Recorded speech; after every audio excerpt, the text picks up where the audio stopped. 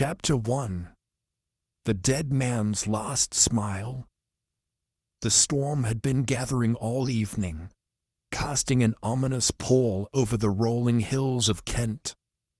Highwood Manor, a grand estate nestled deep in the countryside, stood against the tempest like an old sentinel, its towering spires and ivy-clad walls whispering secrets of centuries past. The air was thick with the scent of rain-soaked earth, and the wind howled through the tall oaks that lined the gravel driveway. Inside, however, the atmosphere was one of warmth and leisure. A roaring fire crackled in the grand drawing-room, its golden glow casting flickering shadows on the panelled walls. The guests of Sir Reginald Willoughby, the wealthy and eccentric industrialist, were engaged in various pursuits. Some played bridge, others exchanged pleasantries over fine cognac, while a few simply observed. Sir Reginald himself sat in his favourite armchair near the fireplace, a glass of brandy resting on a small side table beside him. Though the evening was meant to be one of relaxation, a subtle tension clung to the air, like a ghostly presence. He was listening with a furrowed brow to an argument between his younger brother Charles and his solicitor, Mr. Lionel Graves. "I tell you, Charles," Graves insisted, adjusting his thin spectacles, "investing in South American oil ventures is reckless at best. Do you realize how volatile the market is?" Charles Willoughby, a man of easy charm, but often questionable judgment, waved a hand dismissively. "Volatility is where fortunes are made, Graves. You play it safe, you die poor." Sir Reginald sighed, rubbing his temples. "It's not just about money, Charles. There are complications." He did not elaborate, but his words carried weight. His fiancée, the young and elegant Evelyn Blake, arched a finely sculpted brow, but remained silent. Beside her, Dr. Rupert Vance, the family physician and an old friend of Sir Reginald, stirred his tea absent-mindedly, deep in thought. Not far from them, a man of small stature, but undeniable presence, observed the discussion with quiet amusement. He was impeccably dressed, his dark eyes gleaming with quiet intelligence beneath meticulously groomed eyebrows. His signature moustache, waxed to perfection, twitched slightly as he listened. Hercule Poirot took a slow sip of his tea, placing the delicate china cup back onto its saucer with precision. He had been invited to Highwood Manor by Sir Reginald himself, a rather unusual summons, considering they had only met in passing during a business trip to Belgium years ago. Poirot had accepted out of curiosity. And now, as he observed the interplay of personalities in the room, he felt the unmistakable tug of something beneath the surface, something hidden. Suddenly, the grandfather clock in the corner chimed 11. The hour was growing late. "Well, I shan't argue economics all evening," Charles said, rising. "I have an early meeting in London tomorrow." "I shall retire as well," Evelyn announced, smoothing her evening gown. "It's been a long day." Sir Reginald remained seated, swirling his brandy. "Good night, then. I'll finish my drink before heading up." One by one, the guests departed, leaving the drawing-room in silence. Poirot excused himself as well, retreating to his guest chamber on the second floor. As he undressed and prepared for bed, the rain intensified outside, hammering against the windows. He pulled back the heavy curtains and peered out into the darkness. A single lantern burned in the courtyard below, its flickering glow barely piercing the storm. Then a sound, distant, muffled, yet distinct. A heavy thud, like something collapsing. Poirot frowned. He listened intently, but the storm swallowed any further noise. Perhaps it had been nothing. With a final glance at the restless night, Poirot turned away from the window and climbed into bed. The discovery. The morning light did little to lift the oppressive mood that had settled over Highwood Manor. The storm had passed, but a dense fog clung to the ground, shrouding the estate in an eerie mist. The servants went about their duties as usual, though there was an air of unease among them. It was just before 8 when a piercing scream shattered the quiet. Poirot, already dressed, stepped out of his room just as a maid stumbled down the corridor, her face pale with terror. Mr. Willoughby, she stammered. Sir Reginald, he's... Poirot did not wait for her to finish. He hurried down the hall, reaching Sir Reginald's study. The door was slightly ajar. Pushing it open, he stepped inside. And there, slumped over his desk, was Schneider, Reginald Willoughby. His face was frozen in a grotesque expression, lips parted as though caught mid-smile. His eyes stared blankly ahead, unseeing. A deep, unnatural stillness filled the room. Poirot stepped closer. A single sheet of paper lay on the desk before Sir Reginald. The ink had smudged slightly, as if disturbed before it had fully dried. Beside it, an overturned glass. Poirot's sharp gaze took in every detail. The faint scent of almonds lingered in the air. Cyanide, a classic poison. He turned as footsteps pounded down the hall. Charles Willoughby appeared in the doorway, followed closely by Dr. Vance and Evelyn Blake. Charles took one look at the scene and recoiled. "Good Lord!" Dr. Vance rushed forward, pressing 2 fingers to Sir Reginald's neck. He shook his head grimly. "He's dead." A murmur of shock swept through the gathered onlookers. Evelyn pressed a hand to her mouth, her face pale. Poirot, however, remained calm. His keen eyes flicked back to the peculiar smile frozen on Sir Reginald's face. The dead man's last smile. Poirot straightened. "Mes amis, this was no accident. This was murder." A collective gasp, and with that, the case had begun. Chapter 2. The Gathering of Suspects. The news of Sir Reginald Willoughby's death spread through Highwood Manor like wildfire, sending the household into a flurry of panic and speculation. The once grand and stately manor now bore the heavy weight of suspicion. Each resident and guest exchanging uneasy glances, aware that among them lurked a murderer. By mid-morning, the local constable, Inspector Bernard Graves, had arrived. A stout man with a weathered face and a no-nonsense demeanor. His men secured the study, barring entry except for the investigation. However, before they could begin, a more formidable presence had already taken charge. Hercule Poirot. The Belgian detective, immaculately dressed despite the grim circumstances, stood at the center of the room, his sharp eyes studying every detail with quiet intensity. He moved with careful precision, his hands clasped neatly behind his back.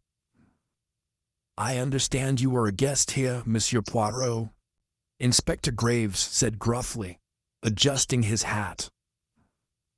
Poirot inclined his head. I was invited by Sir Reginald himself, though I confess I did not know him well. However, I fear, mon cher Inspector, that this is no simple matter. That this is no simple matter. of an unfortunate demise. This was murder, calculated and deliberate. Inspector Graves snorted. Poison, you think? Cyanide, judging by the scent. Poirot's moustache twitched approvingly. You have a good nose, mon ami. Yes, the scent of almonds, unmistakable, but we must not jump to conclusions. The manner in which he was poisoned, the method of its delivery. These are the puzzles we must solve, and of course, that is the most intriguing detail. Inspector Graves frowned. What detail? Poirot gestured towards the deceased's frozen expression. The smile, Inspector. Why would a dying man smile? Unless, of course, it was the last thing he wished the world to see. Inspector Graves muttered under his breath. A sinister touch, that. Poirot turned away, deep in thought. He had seen poisonings before, many in his long career. But there was something peculiar about this one. A man poisoned at his desk, with a smile on his lips, in a house full of people who had reasons to despise him. It was too theatrical, too deliberate. The time had come to gather the suspects.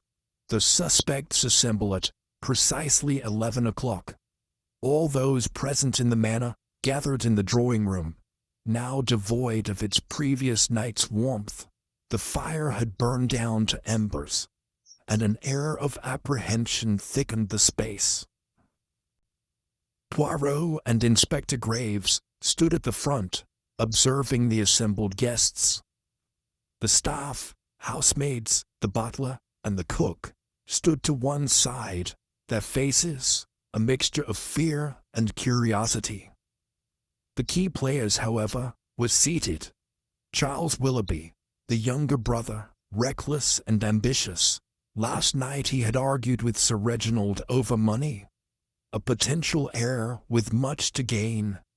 Evelyn Blake, the beautiful, composed fiancée. She stood to inherit a great deal, but was her love for Sir Reginald genuine? Dr. Rupert Vance, the longtime friend and physician. He had access to poisons, and who else could better disguise a crime as natural death? Lionel Graves, the solicitor, meticulous and reserved. He knew the details of Sir Reginald's finances, perhaps too well. Hugo Martel, an old business partner who had arrived unannounced 2 days prior. Their relationship was rumored to be strained. The staff, the butler, the housekeeper, the cook, and the maids all had access to the household and its affairs. Were they merely servants, or did one among them hold a secret grudge? Poirot let his gaze drift across the faces before him. Each carried an expression of shock. But beneath the surface, emotions swirled.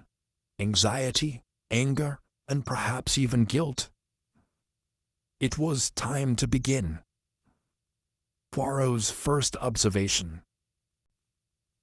Poirot cleared his throat. Mes amis, it is with great sorrow that we acknowledge the loss of Sir Reginald Willoughby. But we must also accept the truth. His death was not an accident. Someone in this house wished him dead. A ripple of murmurs swept through the room. I will now ask a few questions, Poirot continued. Each of you must tell me where you were last night after we parted ways. Charles Willoughby was the first to respond. He crossed his arms and leaned back in his chair, attempting a casual demeanor. I went straight to my room. I have no idea what happened after that. Poirot raised an eyebrow. Did you hear anything unusual? No, Charles said quickly. Poirot made a note. Too quick an answer, perhaps. Evelyn Blake was next. She sat with perfect poise, her voice steady. After saying good night, I retired to my room and remained there. I heard the storm, but nothing more. Dr. Rupert Vance gave a similar statement. I was in my room as well, though I was awake for some time reading. Poirot nodded. And, did you hear anything of interest? Dr. Vance hesitated. Well, I did hear something, a thud, faint, but I dismissed it. Ah, Poirot's eyes gleamed. And at what time was this? Dr. Vance thought for a moment. Close to midnight, I believe. Poirot nodded but said nothing further. When Lionel Graves spoke, his voice was measured. I spent some time in the library before retiring. I heard nothing unusual. Hugo Martel, the uninvited business partner, leaned forward. I don't suppose I need to remind you, Poirot, that I only arrived 2 days ago. Why would I kill Reginald? I had business with him, nothing more. Poirot merely smiled. Ah, but business, Monsieur Martel, can be a most dangerous affair, n'est-ce pas? Hugo scowled but said nothing. Finally, the butler, Mr. Simmons, spoke on behalf of the staff. The household staff all retired as usual. No one was in the study after Sir Reginald dismissed us for the evening. Poirot clasped his hands. Très bien. You have all been most helpful. Inspector Graves spoke up. So, what now, Poirot? Poirot turned, his eyes alight with quiet determination. Now, mon cher inspector, we begin to peel back the layers of deception. The truth is here, buried beneath carefully chosen words and omissions. And I, Hercule Poirot, shall uncover it. He turned back to the assembled guests. One among you is a murderer, and I intend to find out who. Chapter 3. A Clue in the Study. The air in Highwood Manor was thick with unease. The guests and staff, each with their own fears and secrets, dispersed after Poirot's initial round of questioning. But the great detective was far from finished. There was something about this murder that did not sit right with him, a detail he had not yet uncovered. As the household retreated to their quarters, Poirot turned to Inspector Graves. Mon cher Inspector, let us return to the study. I believe the dead man may still have something to tell us. Inspector Graves sighed. You mean to go over it again? My men already searched the room, Poirot. If there was something to find, we would have found it. Poirot smiled, his mustache twitching. Ah, but my dear friend, there is a difference between looking and seeing. Come, let us see what the study has to offer. The dead man's desk. Poirot and the inspector entered the study, the air inside still, carrying the faint scent of almonds, the telltale sign of cyanide poisoning. The desk, where Sir Reginald had been found, was in meticulous order. The glass from which he had drunk remained on the polished wood, its rim smudged with fingerprints. Poirot moved slowly, his keen eyes scanning every inch of the desk, the bookshelves, the fireplace. Then he turned to the chair where Sir Reginald had met his untimely end. He leaned in, studying the angle of the deceased's posture. Graves watched him with mild impatience. Poirot, what is it? Poirot straightened, then gently reached it toward the desk drawer, pulling it open with great care. The contents were neatly arranged. Papers, correspondence, a few financial documents. But Poirot's fingers hovered over a single sheet tucked at the very back. With a deft movement, he pulled it free and examined it closely. Regardez, he murmured. Graves stepped closer, peering over his shoulder. A letter? What's so special about it? Poirot's finger tapped lightly on the bottom of the page. You see, Inspector, the date. This letter was written yesterday, mere hours before Sir Reginald was murdered, and it is addressed to his solicitor, Lionel Graves. The inspector frowned. What does it say? Poirot read aloud. My dear Graves, I have made a decision regarding my will. There is much to discuss, and I must ensure that certain individuals do not benefit from my estate, as they might expect. We shall meet tomorrow morning to finalize the matter. I trust you will handle this with discretion. Reginald Willoughby.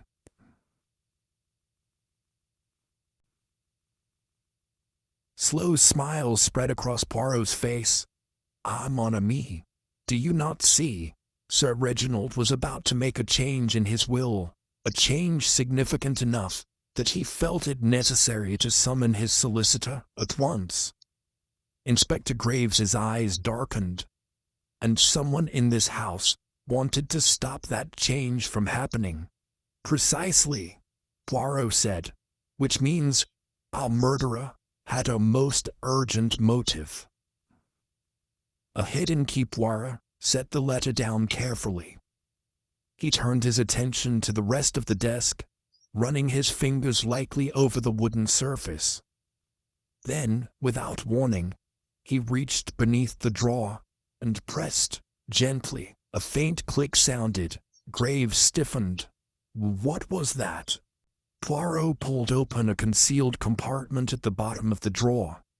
Inside lay a single brass key, wrapped in a handkerchief. Poirot lifted it delicately. A key, mon cher inspecteur, and one that was meant to remain hidden. The two inspector frowned. But a key to what? Poirot examined it closely. Not to a door, I think. No, this is too small. A safe, perhaps. A private drawer. He turned back to the room, his sharp gaze moving across the study. Then his eyes landed on the large bookshelf on the far side of the room. Poirot strode toward it and ran his fingers along the wooden panels. His fingers paused on a slight indentation in the wood. Poirot glanced back at the inspector with a knowing smile. Shall we see what secrets our host was keeping? With a steady hand, he inserted the key into the hidden lock and turned it. A soft click. The panel swung open. Inside, a small compartment held a stack of documents, and on top of them, a sealed envelope marked private and confidential. Poirot carefully picked it up. He opened the envelope and removed a single sheet of paper. The moment his eyes skimmed the words, his expression turned grave. Mon Dieu, he murmured. Inspector Graves frowned. What is it? Poirot handed him the paper. The inspector's eyes widened as he read. To be opened only in the event of my untimely death. The truth must be known. The note was signed, Reginald Willoughby. Poirot exhaled softly. Our victim suspected he was in danger, and he left behind a final clue. The case had just taken a most intriguing turn. Chapter 4: Shadows of the Past. The hidden letter in Sir Reginald's study had turned the case on its head. It was not merely a murder, but a crime with premeditated elements. Sir Reginald had suspected danger. But from whom? And why had he not taken stronger precautions? Poirot and Inspector Graves sat in the dimly lit study. The documents from the hidden compartment spread before them. Poirot had insisted on reading through them carefully, one by one, while the inspector grew restless. Poirot, we're wasting time, Graves muttered. The answer lies with the people in this house, not with a pile of dusty papers. Poirot tutted softly. Patience, mon ami. You rush toward conclusions as if they are a prize to be claimed. But the truth, it does not reveal itself to the impatient. It must be coaxed out carefully. He tapped a slender finger on a particular document. This is most interesting. Graves leaned in, squinting at the words. It was an old legal agreement, dated nearly 25 years earlier. What is this? Poirot held it up. A contract between Sir Reginald and a certain John Mercer. Graves frowned. That name means nothing to me. Poirot's eyes gleamed. No? Then let me enlighten you. This document states that John Mercer was to be given a substantial financial sum in exchange for his silence. Silence about what, I wonder? Graves straightened. You think this could be related to the murder? Poirot carefully folded the paper. A man who fears exposure is a man in danger. The question, my dear Inspector, is whether Sir Reginald was afraid for himself or for someone else. A missing connection. Poirot rose from his seat and dusted off his hands. It is time we spoke to the household once more. They moved to the drawing room, where the gathered guests and staff waited in uneasy silence. Poirot's keen gaze swept across the faces before him. There was Lady Margaret, Sir Reginald's wife, her expression carefully neutral, but with dark circles under her eyes. Beside her, their son Edward, looking paler than before, fidgeted with his cufflinks. Across from them sat Miss Eleanor Carlyle, a close family friend, with a book in her lap she clearly had no intention of reading. The housekeeper, Mrs. Whitmore, stood near the doorway, her lips pressed tightly together, as if holding back more than just words. Poirot's voice was gentle but firm. Mes amis, I have discovered something of interest in Sir Reginald's study. A document regarding a certain John Mercer.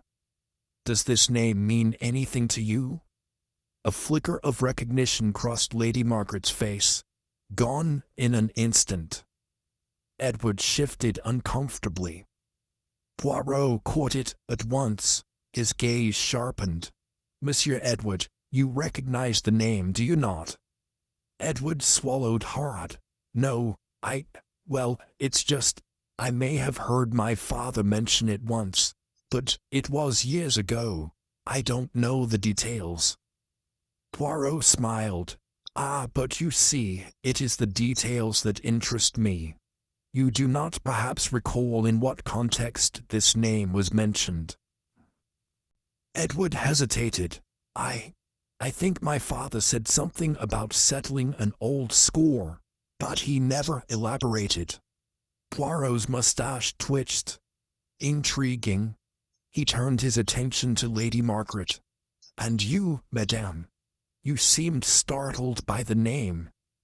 Lady Margaret's lips pressed into a thin line. I was merely surprised, Monsieur Poirot. That is all. Poirot nodded, but his eyes gleamed with quiet satisfaction. He had seen enough to know that Lady Margaret was lying. A startling admission. Just then, the sound of hurried footsteps echoed in the hallway. A young maid burst into the room, eyes wide with alarm. Begging your pardon, sir, but there's someone at the door. A man asking to see the inspector. Graves exchanged a look with Poirot before striding toward the entrance. Poirot followed, intrigued. Waiting in the grand foyer was an older gentleman, his face weathered, his suit slightly as Graves approached. Inspector Graves, he asked, voice hoarse. Graves nodded. And you are? The man took a shaky breath. John Mercer? A ripple of shock passed between the inspector and Poirot. Mercer's hands trembled as he held out an envelope. I heard about Sir Reginald's death, and I thought I should come forward. There's something you need to know. Graves took the envelope and ripped it open, his eyes scanning the letter inside. As he read, his expression hardened. Poirot watched him intently. Inspector? Graves exhaled sharply and handed the letter to Poirot. It seems Sir Reginald wasn't the only man with secrets. Poirot took the paper and read, I have lived with this burden for too long. Sir Reginald and I were bound by an agreement, but the past does not stay buried forever.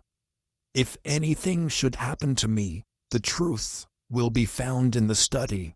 The key was always his. Poirot's heart quickened. The study, the hidden key. The puzzle was beginning to take shape.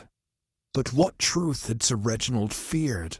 The answer lay within Highwood Manor, and someone in this house was willing to kill to keep it hidden.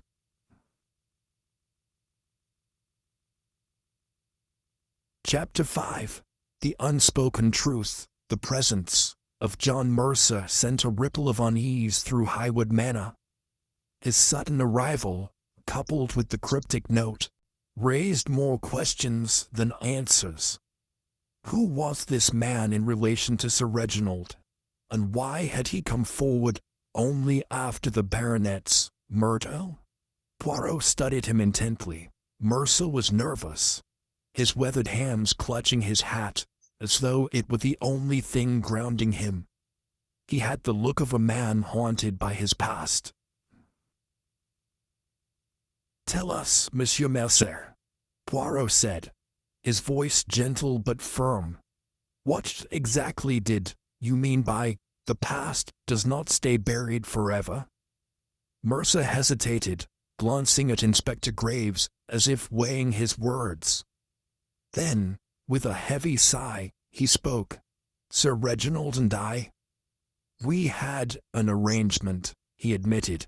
It was a long time ago, before he inherited the title and fortune. We were both young men then, and he stopped abruptly, his jaw tightening. Poirot arched an eyebrow. Continue. What was this arrangement? Mercer exhaled through his nose. It involved money, but not in the way you might think. It wasn't blackmail. I never threatened him. But Reginald, he owed me, and he knew it. Graves narrowed his eyes. Owed you for what? Mercer shifted on his feet. For my silence. A heavy pour settled over the foyer. Poirot leaned forward slightly. Silence regarding what, mon ami? Mercer licked his lips, avoiding their gaze. It's difficult to explain. Poirot's voice was like silk, coaxing. Difficult, perhaps, but not impossible. Mercer hesitated a moment longer, before sighing in resignation. There was an accident many years ago. A young woman, Eliza Mayhew, she disappeared. People thought she had run away. But I knew the truth. The room seemed to shrink as Mercer's words hung in the air. Poirot's eyes gleamed. You believe Sir Reginald was involved in this woman's disappearance? Mercer nodded. I don't just believe it. I know it. A secret buried in the past. The weight of Mercer's confession settled over Poirot like a dense fog. The disappearance of Eliza Mayhew. A name from the past, yet now seemingly intertwined with the present crime. Inspector Graves crossed his arms. And what exactly did you know, Mercer? If this woman didn't run away, what happened to her? Mercer's fingers tightened around his hat. I don't have proof, he muttered. Just what I saw that night. Poirot gave him an encouraging nod. Then, monsieur, tell us what you saw. Mercer took a deep breath, his voice hoarse. It was a summer evening, nearly 25 years ago. I was working as a groundskeeper back then, taking care of the estate's gardens. I was walking back to the servants' quarters when I heard raised voices near the lake. The lake, Poirot repeated, his mind already conjuring a map of Highward Manor's grounds. Mercer nodded. I wasn't close enough to hear every word, but it was an argument. A man and a woman. I recognized her voice. Eliza. She was a maid at the time, but the man? He kept his voice low. I crept closer, just enough to see them. His eyes darkened with memory. It was Reginald. Poirot and Graves exchanged a glance. What happened next? Graves asked. Mercer swallowed. I saw Eliza turn away, like she was leaving, and then she stumbled. No, she was pushed. A shiver ran down Poirot's spine. She fell into the lake, Mercer continued, his voice barely above a whisper.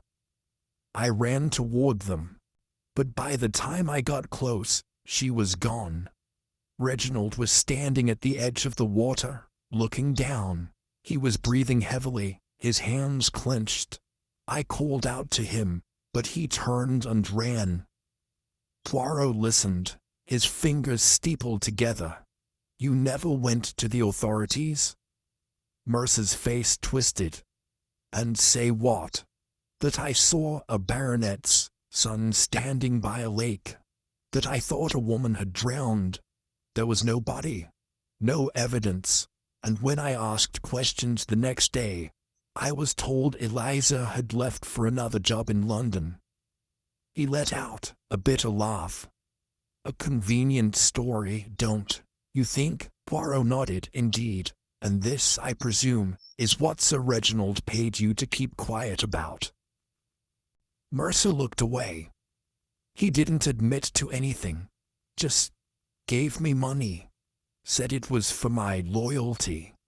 But I always knew the truth.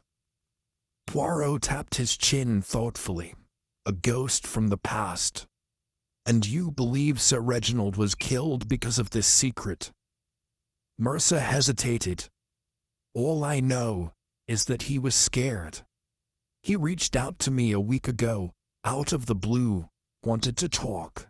Said he thought someone knew about Eliza. Poirot's gaze sharpened. And did you meet him? Mercer shook his head. No. Before we could, he was dead. A silence stretched between them. Poirot turned to Inspector Graves. Mon ami, I believe it is time we visit the lake. Echoes in the water. The sun was beginning to set when Poirot, Graves, and Mercer arrived at the lake behind Highwood Manor. The water was still, reflecting the darkening sky. It had the quiet, undisturbed air of a place that had kept its secrets well. Poirot walked to the edge, his polished shoes sinking slightly into the damp soil. He peered out over the water, then down at the bank. It is curious, he murmured. Graves looked at him. What is? Poirot gestured to the ground. This soil. It is not firm, yet there are no fresh disturbances. If someone had been here recently, there would be footprints. Graves frowned. You think Sir Reginald's murder is connected to what happened here 25 years ago? Poirot tapped his temple. Murder is often a matter of unfinished business, mon ami. The past leaves traces, even when we try to bury it. He turned to Mercer. If Eliza's body was never found, what do you think happened to her? Mercer hesitated. I always thought maybe she washed away. But if Reginald came back later and... He trailed off, unwilling to finish the thought. Poirot pursed his lips. Perhaps it is time we dig a little deeper. Quite literally. Graves' brows furrowed. You think she's still here? Poirot gave a small smile. I think, mon cher, that Highwood Manor still holds its secrets. And if we do not uncover them soon, more deaths may follow. The wind stirred, rustling the trees. Somewhere, a crow cawed. A sound like laughter in the dark. Chapter 6. Whispers beneath the surface.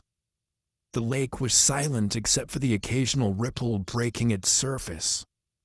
Poirot stood at the water's edge, his sharp eyes scanning the ground as if reading a story written in the earth. Beside him, Inspector Graves crossed his arms, impatient. So what exactly are we looking for, Poirot? Graves asked. This case is already tangled enough. Are you suggesting Sir Reginald was killed because of something that happened decades ago?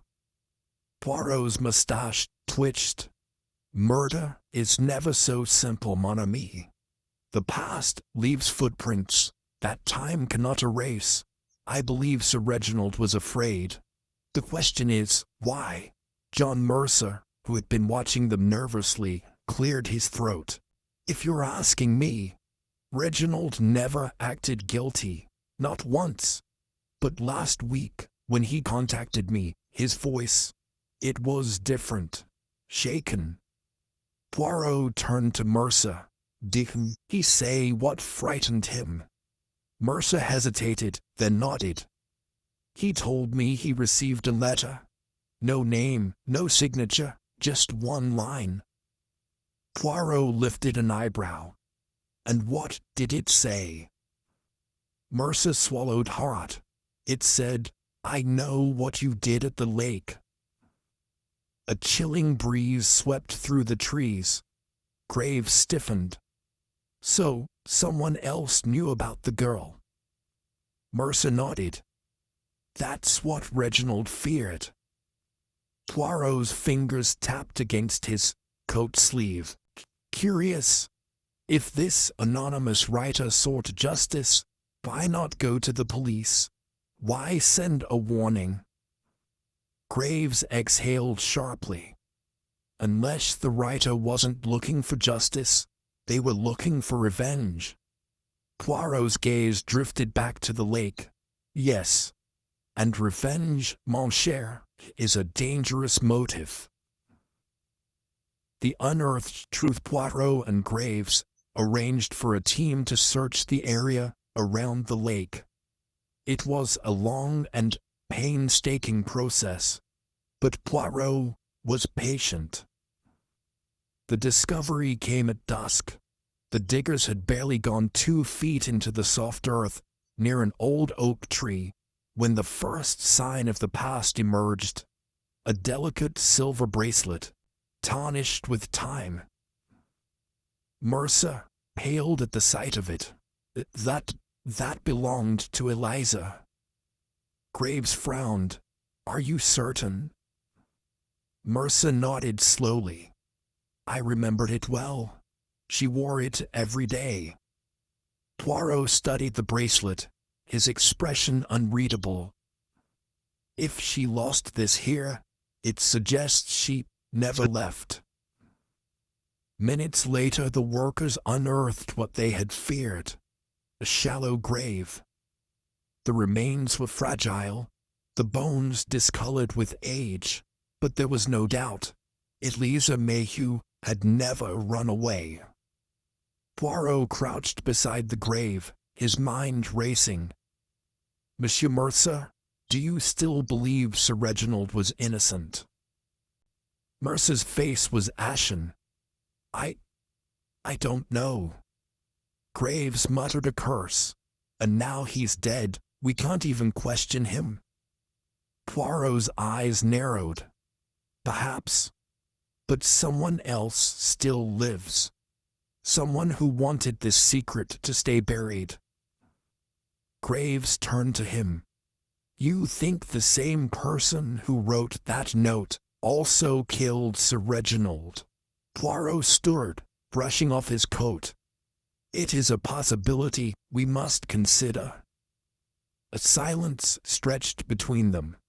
Then Mercer spoke, his voice hoarse. There's something else. Poirot and Graves turned to him. Mercer hesitated. That night, when I saw Eliza fall, I wasn't alone. Poirot's breath caught. You were not. Mercer shook his head. There was someone else near the trees, watching. Graves' expression darkened. Who? Mercer hesitated, then murmured, I think it was Reginald's sister, Eleanor. Poirot's eyes sharpened. Eleanor Montrose, the only living relative of Sir Reginald. And you never mentioned this before? Graves demanded.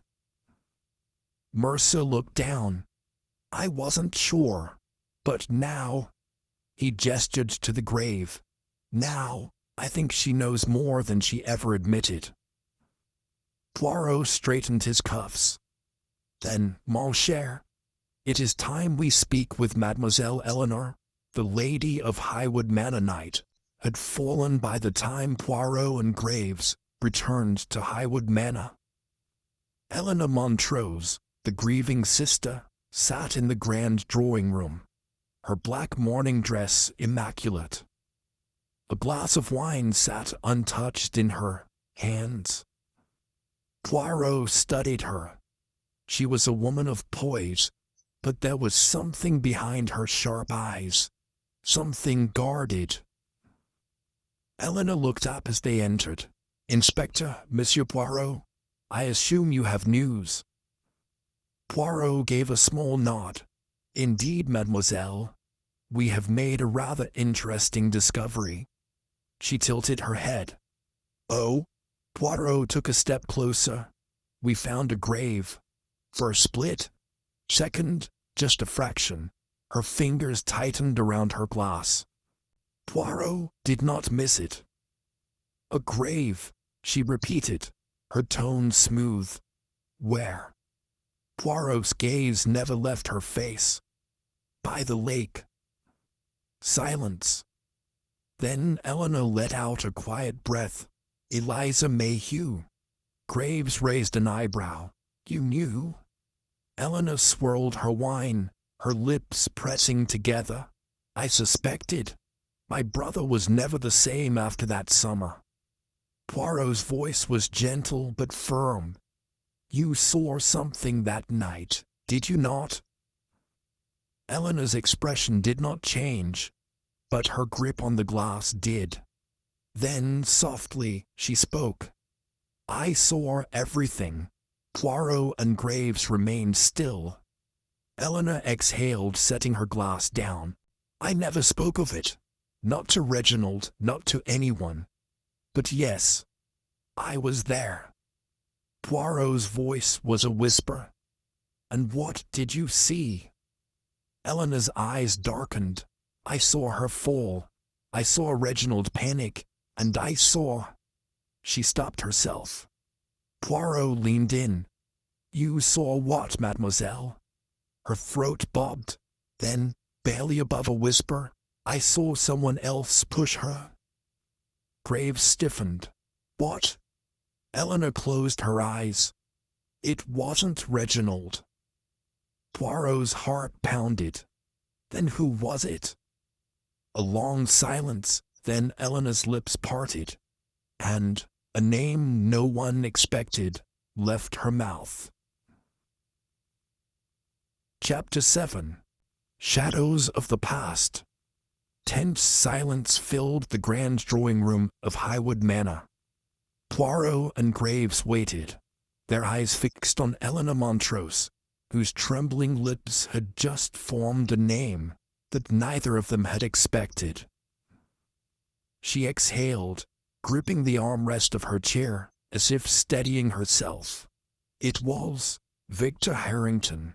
Poirot exchanged a glance with Graves. The name was familiar. Victor Harrington, Reginald Montrose's closest friend. A man who had been present at the summer gathering all those years ago, but had never been suspected of anything. Graves stepped forward. "Are you certain?" Eleanor's jaw tightened. "I saw him. He was standing behind Eliza. I thought she tripped, but I remember his hand, the way it reached out just before she fell." Poirot's eyes narrowed. "And yet, you said nothing." Eleanor let out her humorless chuckle. "You don't understand. My brother believed he had caused her death. He blamed himself for not catching her in time. I thought perhaps that was the truth, that he was right.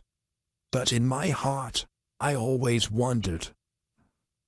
Poirot studied her, his mind piecing together the fragments of this decades-old puzzle. Why would Victor push her? Eleanor hesitated. "I never knew, but there was always something strange about him. He had a way of manipulating people, of twisting situations in his favor. Even Reginald trusted him blindly." Graves clenched his fists. "And now, Reginald is dead. Do you think Victor was behind it too?" Poirot's gaze sharpened.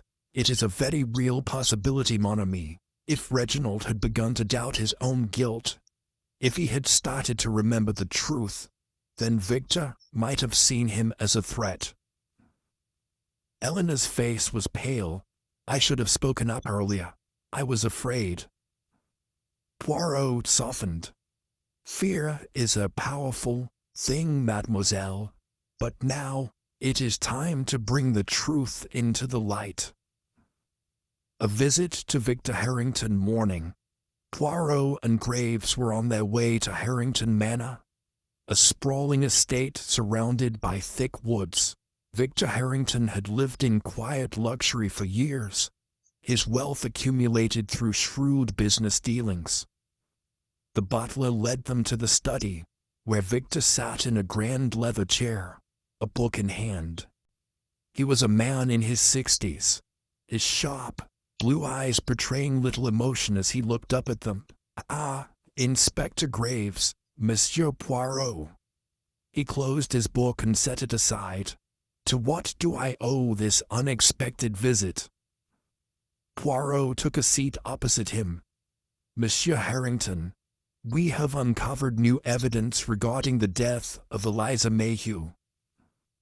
Victor's expression remained unreadable. "A tragedy. But that was long ago." "Indeed," Poirot said. "And yet, the past has a way of catching up with us. Sir Reginald Montrose recently received a note that said, 'I know what you did at the lake.' Does that message sound familiar?" Victor leaned back, steepling his fingers. "It sounds like someone trying to stir old ghosts." Poirot's gaze did not waver. Sir Reginald believed he was responsible for Eliza's death. But we now know he was mistaken. He was not the one who pushed her. For the first time, Victor's expression changed, ever so slightly. Graves crossed his arms. "Eleanor Montrose was there that night. She saw everything. And she says you were the one who pushed Eliza." A long silence followed. Victor's eyes flickered, as though considering his next move. Then he smiled. "You're both very determined men," he said slowly. "But you're also mistaken. I had no reason to harm Eliza Mayhew." Poirot tilted his head. "No reason. And yet, she was seen arguing with you that evening. Witnesses recall she seemed distressed. What was it about, monsieur?" Victor's jaw clenched. Poirot pressed on. "Eliza was young, but she was clever. She knew something, did she not? Something that threatened you. Victor chuckled, though there was no warmth in it. You think you have it all figured out, don't you? Poirot remained silent, letting the tension hang. Victor sighed. Eliza was naive. She was in love with Reginald, but she saw things she shouldn't have. She overheard conversations, put pieces together, and one night she confronted me. Graves's eyes narrowed. About what? Victor met his gaze, his voice suddenly cold. About the money. Secrets and betrayals, Poirot's mind whirred. The Montrose family wealth. Victor nodded. Reginald's father had trusted me with financial matters. But I made some adjustments, profitable ones. I ensured that my own position remained secure, and Eliza, foolish girl that she was, overheard something she shouldn't have. Graves' hands curled into fists. So, you silenced her? Victor shook his head. I didn't mean to kill her.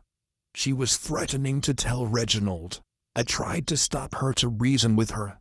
She pulled away, lost her balance. I reached out, but... He stopped himself.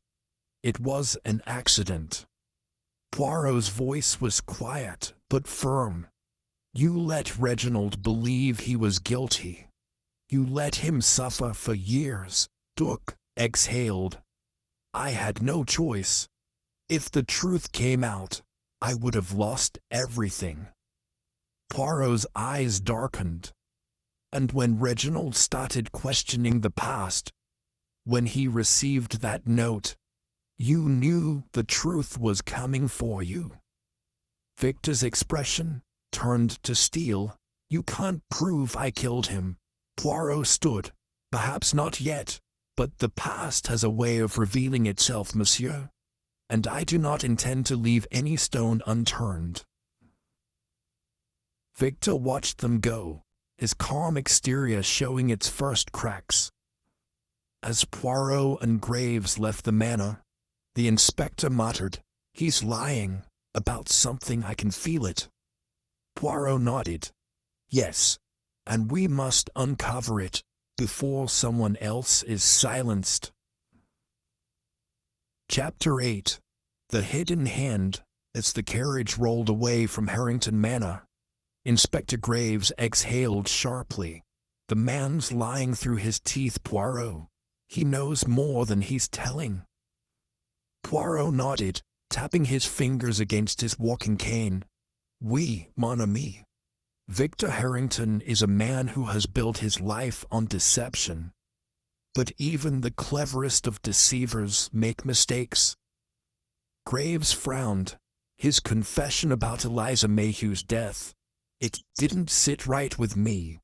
He claimed it was an accident, but if that were true, why let Reginald Montrose suffer all those years? Why stay silent? Poirot's moustache twitched. Because silence was his shield, mon ami. But now, that shield is cracking. The inspector turned toward him. You think he killed Reginald, don't you? Poirot was quiet for a long moment. Then he said, I think Victor Harrington is a man who values self-preservation above all else.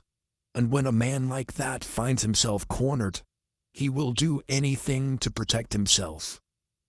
Graves gritted his teeth. Then we need proof. Poirot's eyes gleamed. Indeed, mon ami, and I know exactly where to start. The letter that changed everything. By the time they arrived back at Highwood Manor, the rain had started again, painting the estate in Eleanor Montrose awaited them anxiously. Did he confess? She asked the moment they stepped inside. Graves scowled. Not exactly. He admitted to being involved in Eliza Mayhew's death, But he's calling it an accident. Eleanor paled. He's lying. I know he is. Poirot removed his hat and sat down in one of the drawing-room chairs. Mademoiselle, I must ask you, what do you know of your brother's finances? Eleanor hesitated. Reginald never spoke much about money. He was always careful, though. He kept records of everything. Poirot's eyes sparkled. Records, you say? Where? She gestured toward the study. In his desk. But after he died, the solicitor took most of his papers for legal purposes.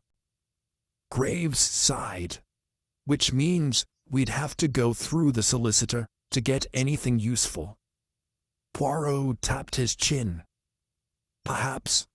But tell me, mademoiselle, did Reginald keep a private journal? Eleanor's brows furrowed. He did, actually. He always wrote in it before bed. It should still be in his bedroom. Poirot stood instantly. Then, with your permission, we must retrieve it. The journal of Reginald Montrose. In the dimly lit bedroom, Poirot and Graves searched through Reginald's nightstand. Beneath a pile of letters and loose papers, Poirot's fingers brushed against something solid. He pulled it out. A small leather-bound journal with gold-edged pages. This is it, Poirot murmured. They flipped through the pages, scanning Reginald's neat handwriting. At first, it was filled with mundane notes, weather observations, thoughts on books. But then, the entries took a darker turn. Graves read aloud. October 3rd. The nightmares are worse. I see Eliza's face every time I close my eyes. But why now? Why after all these years? October 10th. A letter arrived today. No return address, just 6 words. I know what you did at the lake. Graves glanced at Poirot. So he really did receive the note. Poirot nodded. Continue, mon ami. Graves flipped to the last written entry. October 14th. I am starting to remember things differently. The way Eliza fell, the shadows behind her. Have I been wrong all these years? Was it truly my fault, or was someone else there? The writing had grown more erratic toward the end, as though Reginald had been unraveling. Poirot tapped the final page. This proves it. Reginald was beginning to doubt his own guilt. He was remembering the truth. Graves frowned. And that means someone wanted to silence him before he could expose it. Poirot snapped the journal shut. Oui, mon ami. And now, we must find out who sent that letter. A dangerous visit. Later that evening, Poirot and Graves paid another visit to the local post office. A clerk named Mr. Wilkins greeted them with a nervous smile. Ah, Inspector, Monsieur Poirot, how can I help? Graves placed the journal on the counter. We need to know if anyone sent an anonymous letter to Sir Reginald Montrose earlier this month. Mr. Wilkins paled. I don't know if I can. Poirot leaned in. Monsieur, a man is dead, and the truth may lie in that letter. Wilkins hesitated, then nodded. There was something unusual, now that you mention it. A young woman came in. She paid extra to have the letter delivered anonymously. Wouldn't give a name. Graves' eyes sharpened. A woman? Poirot tilted his head. Can you describe her?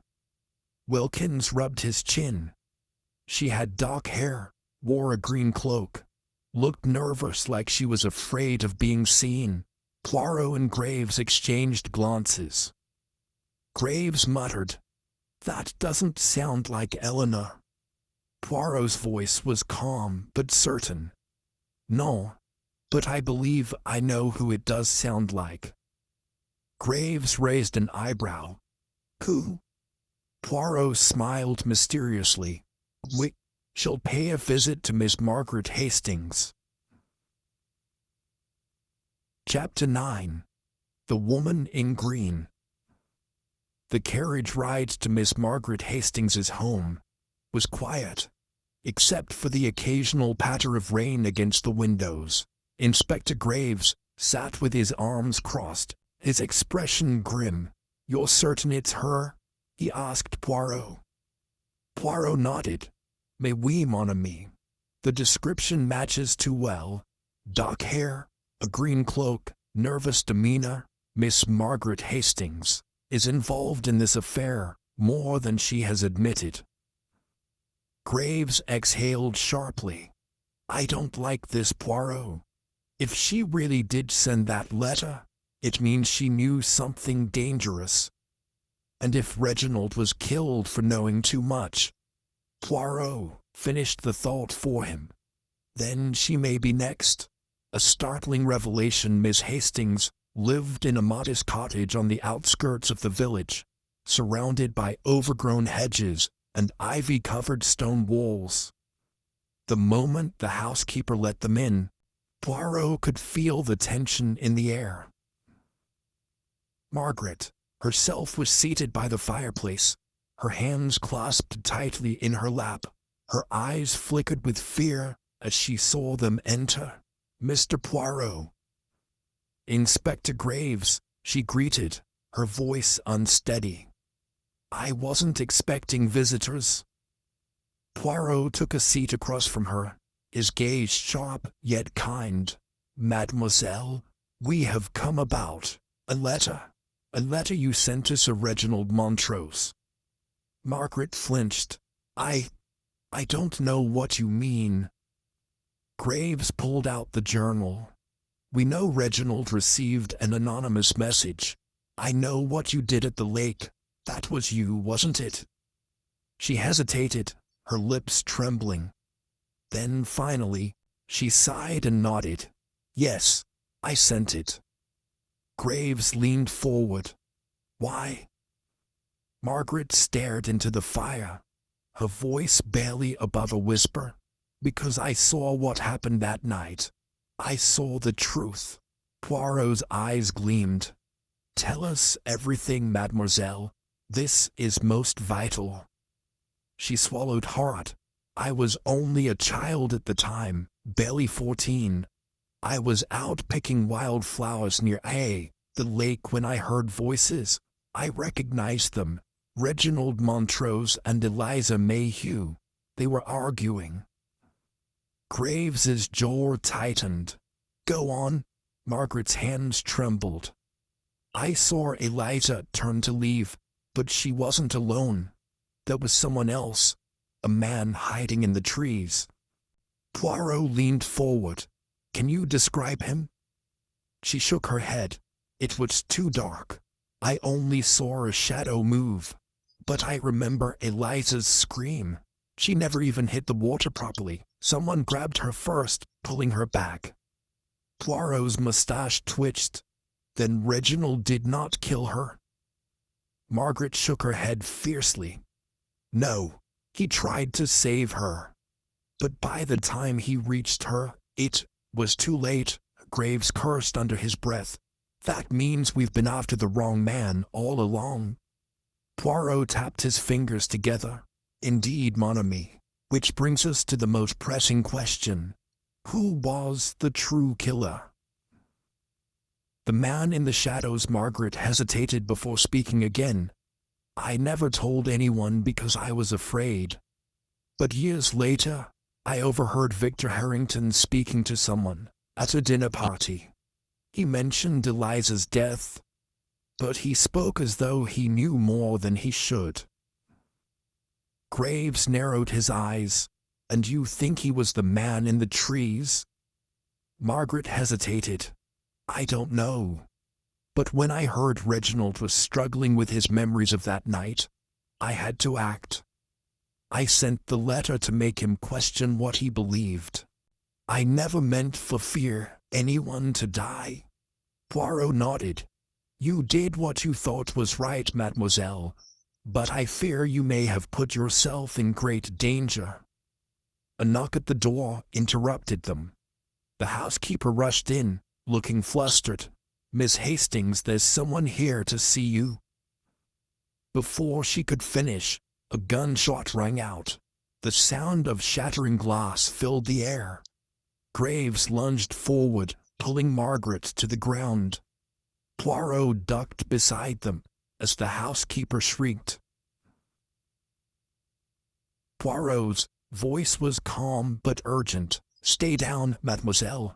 Graves grabbed his revolver and rushed toward the door. But by the time he reached it, the figure outside had already disappeared into the night. He turned back, his face pale with fury. Someone just tried to kill her. Poirot dusted off his sleeves and exhaled. Oui, mon ami, which means we are very, very close to the truth. Chapter 10. The Truth in the Firelight. The house was in chaos. Margaret Hastings was trembling, the housekeeper sobbing into her apron, and Inspector Graves swearing under his breath as he examined the shattered window. Poirot, however, remained perfectly still, his eyes fixed on the bullet hole in the wall. That shot was meant to silence you, mademoiselle, he said gravely. Margaret clutched her shawl. But who would want me dead? Graves turned sharply. The same person who killed Reginald Montrose. They know you've seen something you may not even realize is important. Poirot tapped his fingers together. The attempt on your life confirms my suspicions. The killer is desperate. They are afraid the past is about to be uncovered. Graves motioned to one of the constables. Take Miss Hastings to a safe house. No one is to know her location. Margaret protested, but Poirot placed a reassuring hand on her shoulder. It is for your safety, mademoiselle, and for the truth to be revealed, we must be careful. As the constable led her away, Graves turned to Poirot. So what now? Poirot's eyes gleamed. Now, mon ami, we set the trap. The final gathering the Tetere into evening, Poirot arranged for all the suspects to meet in the grand drawing room of Harrington Manor. The atmosphere was thick with tension. The storm outside rattled the windows, and the flickering candlelight cast long shadows on the walls. Sir Victor Harrington stood with his arms crossed, his expression unreadable. Lady Evelyn sat stiffly in her chair, her fingers tapping against the armrest. Mr. Bryce, the solicitor, adjusted his cuffs nervously. Dr. Whittaker stood near the fireplace, his face grim. Poirot took his time, straightening a single book on the shelf, before turning to face them. Ladies and gentlemen, we are here tonight to uncover the truth behind not one, but two murders. The tragic drowning of Miss Eliza Mayhew all those years ago, and the recent most unfortunate demise of Sir Reginald Montrose. A murmur of unease swept through the room. Graves stepped forward. We know Reginald didn't kill Eliza. We also know someone just tried to kill Margaret Hastings to keep her quiet. Poirot nodded. And yet, the real murderer has been hiding in plain sight, using misdirection to cover their tracks. He paced slowly. Let us begin with the night of Eliza's death. We now know that Sir Reginald was not alone with her by the lake. There was another man hidden in the shadows who struck before Reginald could act. His gaze swept across the room. This man thought he was safe. He thought the secret had been buried with time. But alas, secrets have a way of surfacing, especially when a certain letter arrived, forcing Reginald to question his memories. Lady Evelyn's voice was tight. "You mean the letter Miss Hastings sent?" "Précisément," Poirot said. Reginald began remembering, and that made him a threat. Bryce scoffed. "So you think Reginald was killed because of something he saw?" Poirot's moustache twitched. "Non, monsieur. He was killed because of what he was about to remember." A heavy silence fell over the room. Then Poirot turned to the fireplace. His voice was softer now, almost gentle. "Dr. Whittaker," he said, "would you be so kind as to tell us where you were on the night of Reginald's murder?" Dr. Whittaker flinched. What are you implying?" Poirot stepped closer. "I am implying, monsieur, that you were there. That you were the shadow in the trees that night when Eliza Mayhew was drowned, and that you have spent decades ensuring no one ever uncovered the truth." Gasps echoed through the room. Whittaker's face paled. "That's absurd. I had no reason to harm Eliza." Poirot's eyes gleamed. "But you did, mon cher docteur. You were in love with her, were you not?" Whittaker opened his mouth, but no words came out. Poirot continued. "Eliza rejected you. She was engaged to Reginald. You followed them to the lake that night, hidden in the shadows, burning with jealousy. And when she turned away from Reginald, you seized your moment. You pulled her under." Whittaker shook his head, but Poirot pressed on. "Reginald found her moments later, but it was too late, and you played the role of the kind, grieving friend. You stayed close to him, ensuring he never remembered the truth." Evelyn's voice was horrified. "My God!" Poirot's voice sharpened. "But then Reginald did begin to remember. And that terrified you, did it not, doctor? Because if he recalled what he saw in the trees that night, he would have recognized you." Whittaker took a step back, his face drenched in sweat. No, you're twisting things." Graves pulled out the journal. Reginald had started writing about his memories. "And that's why you killed him." Poirot nodded. "And tonight, you tried to kill Miss Hastings as well. You knew she had seen something. You couldn't risk her remembering more." Whittaker's hands shook. "You have no proof." Poirot's moustache twitched. "But we do, mon ami. The gun shot at Miss Hastings's home. It was fired from a revolver registered in your name. And one more thing." He turned to Graves. "Would you kindly open Dr. Whittaker's coat pocket?" Graves moved swiftly, shoving his hand into Whittaker's coat before the doctor could react. He pulled out a small folded piece of paper, one that had been torn at the edges. Poirot took it delicately, unfolding it before reading aloud. "Reginald, don't trust your memories. I know what happened at the lake. I know what you did." Stunned silence filled the room. Poirot lifted his gaze. "You took this from Reginald's study, did you not? The missing half of the letter." Whittaker's face crumpled. He opened his mouth, but no sound came out.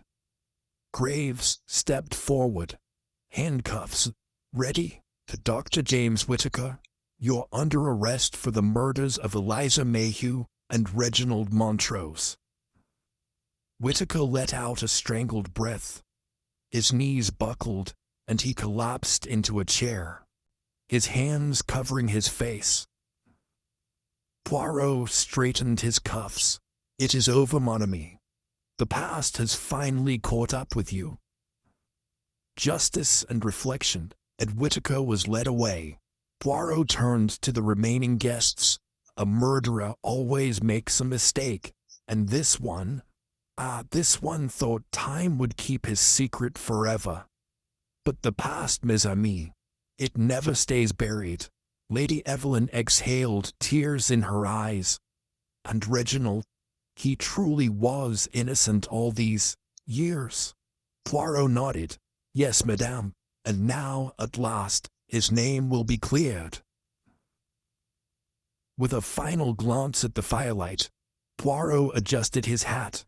Come, Inspector, our work here is done.